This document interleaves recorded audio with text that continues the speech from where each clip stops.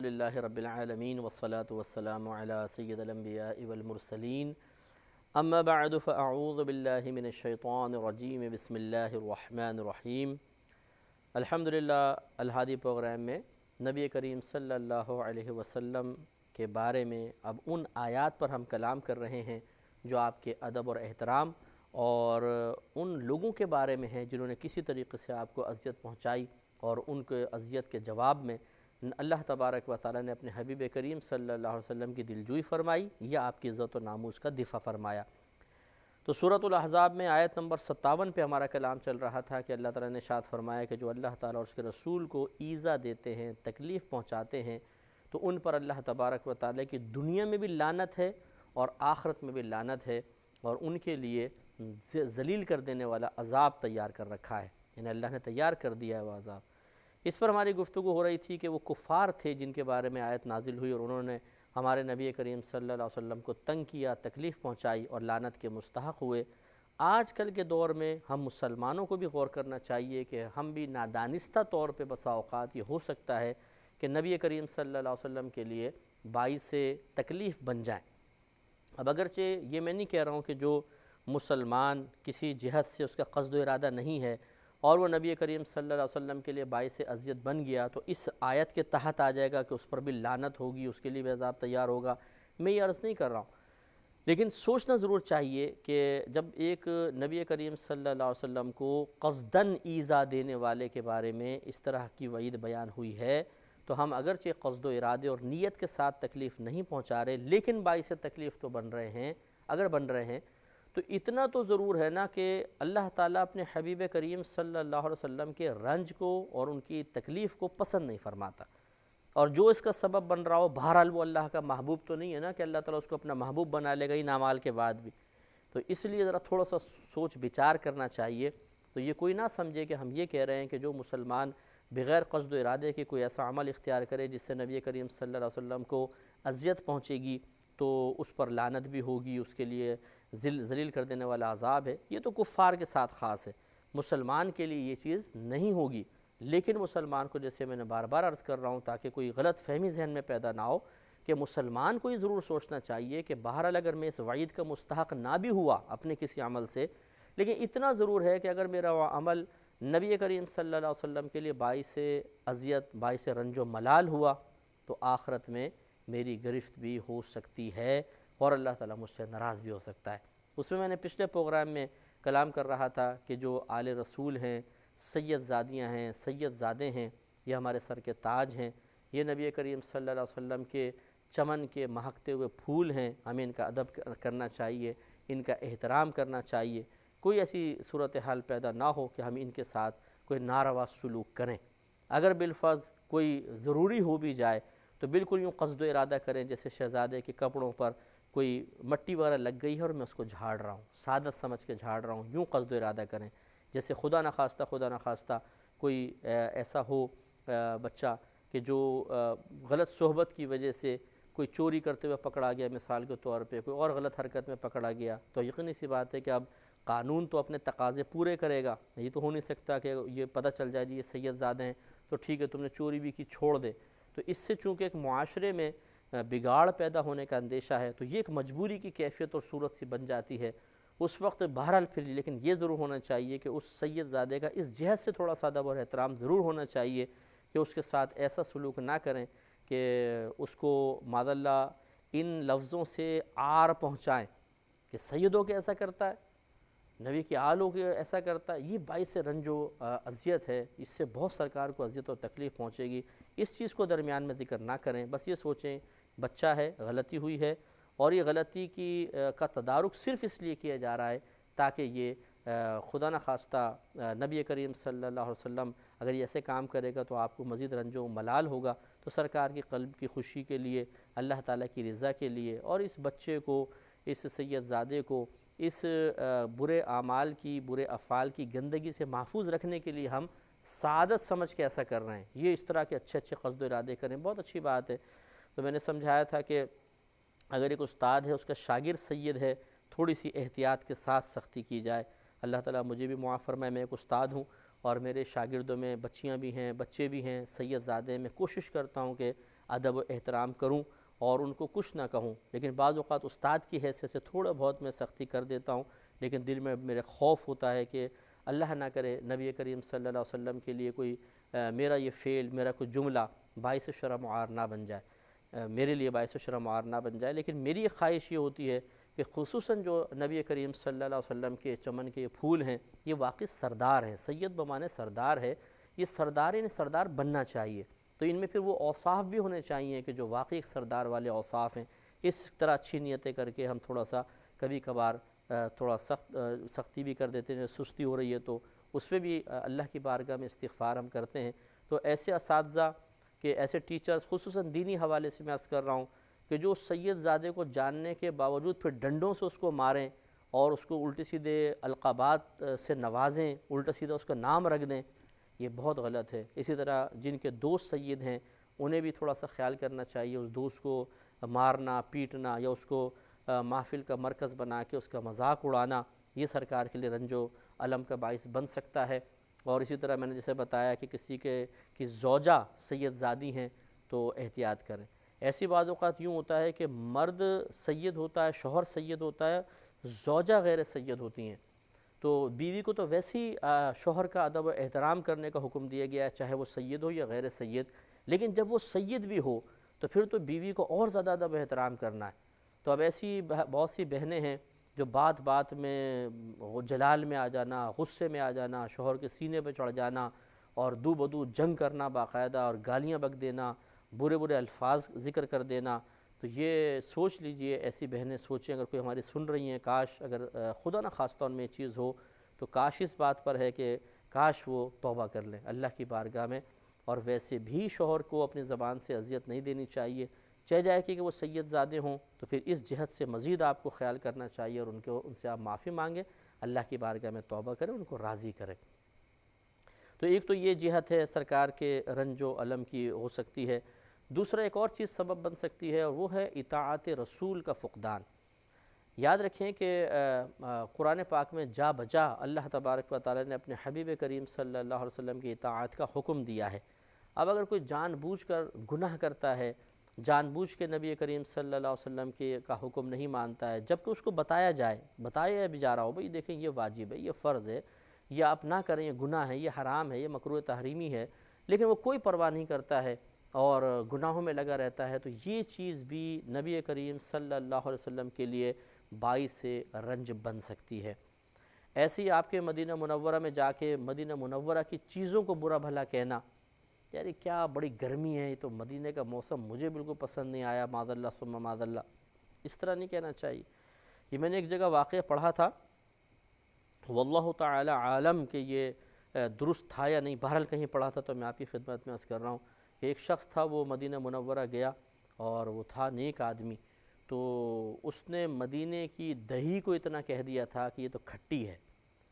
تو اس پر بھی پھر عتاب ایک دوسرے بزرگ کو خواب میں کچھ اس قسم کے معاملات دکھائے گئے کہ انہوں نے آ کے بتایا کہ تم نے جو یہ جملہ کہا ہے کہ مدینے کی دہی کھٹی ہے، یہ سرکار صلی اللہ علیہ وسلم کے لیے باعث رنج بنی ہے چیز، تو اس نے بھی توبہ کی۔ اسی طریقے سے مدینے کے جانوروں کو اذیت پہنچانا، اور اسی طرح عرب لوگوں کو، جو عرب ہیں، نبی کریم صلی اللہ علیہ وسلم نے ارشاد فرمایا کہ عرب لوگوں کی سختی پر صبر کرو،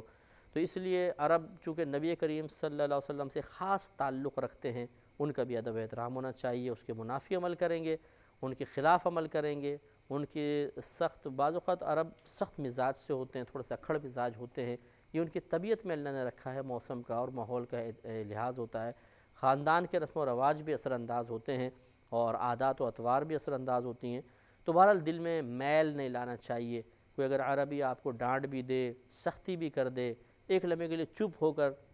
چلے جائیں، صرف اس نیت کے ساتھ کہ یہ بہرحال نبی کریم صلی اللہ علیہ وسلم کے ہمارے مقابلے میں زیادہ قریب ہے، کیونکہ عربی ہیں، ہم اجمی ہیں، تو چلے میں اس وجہ سے ان کا ادب و احترام کر لیتا ہوں اور ان کی سختی کو برداشت کر لیتا ہوں۔ تو یوں چند چیزوں پہ تھوڑا سا ہمیں غور و تفکر کرنا چاہیے اور کوئی ایسا معاملہ نہیں کرنا چاہیے کہ جو نبی کریم صلی اللہ علیہ وسلم کے لیے باعث شرم و عار ہو۔ تو جب یہ ایسا مسئلہ ہے تو پھر خود سوچئے کہ اگر کوئی سرکار کے شان میں گستاخیاں کرے، آپ کے لیے الٹے سیدھے الفاظ کہے، آپ کی شان کو گھٹانے کی کوشش کرے اور آپ کو یہ ثابت کرنے کی کوشش کرے کہ وہ کوئی فضیلت و کمال کے حامل نہیں ہیں، تو اس سے یقیناً سرکار کو رنج اور تکلیف ہوگی۔ اس لیے بالکل کوشش کریں کہ ایسا کوئی عمل نہ ہو۔ بہرحال ایک دفعہ پھر غور و تفکر کریں کہ کوئی ایسا کام تو میں نہیں کر رہا ہوں کہ جس سے ہمارے نبی کریم صلی اللہ علیہ وسلم کو تکلیف ہو سکتی ہو۔ اگر ایسا بالفرض محسوس ہو، کوشش کریں کہ وہ عمل ترک کر دیا جائے۔ تو اس میں اب یہ خلاصہ کلام یہی ہوا کہ ہمیں کوشش کرنی چاہیے کہ نبی کریم صلی اللہ علیہ وسلم کی آل مبارکہ ہوں یا آپ کے احکام ہوں یا جس سے آپ سے تعلق رکھنے والی چیزیں ہیں، ان سب کا ادب و احترام کرنا چاہیے۔ ایک چھوٹی سی بات اور ذہن میں ہے، وہ بھی میں عرض کر دیتا ہوں کہ یہ سرکار صلی اللہ علیہ وسلم کے منہ مبارکہ بعض اوقات زیارت کے لیے لوگ لاتے ہیں، دکھاتے ہیں، اور اس پہ میں نے بخاری شریف کے درس میں بھی اس پہ ایک درس کیا ہے، لیکن الحادی دیکھنے والے جو ہیں شاید ہو سکتا ہے بخاری نہ دیکھتے ہوں درس بخاری، تو میں ان کی خدمت میں بھی عرض کر دیتا ہوں کہ جب نبی کریم صلی اللہ علیہ وسلم نے حج مبارکہ فرمایا تھا اور آپ مینا میں تھے اور آپ نے حلق فرمایا، تو ابو طلحہ رضی اللہ تعالیٰ عنہ کو بلوایا اور آپ نے اپنے سارے بال جو تھے ان کو دیے، جو سر مبارکہ سے اترے تھے وہ بال دیے، اور فرمایا ان کو صحابہ میں تقسیم کر دو۔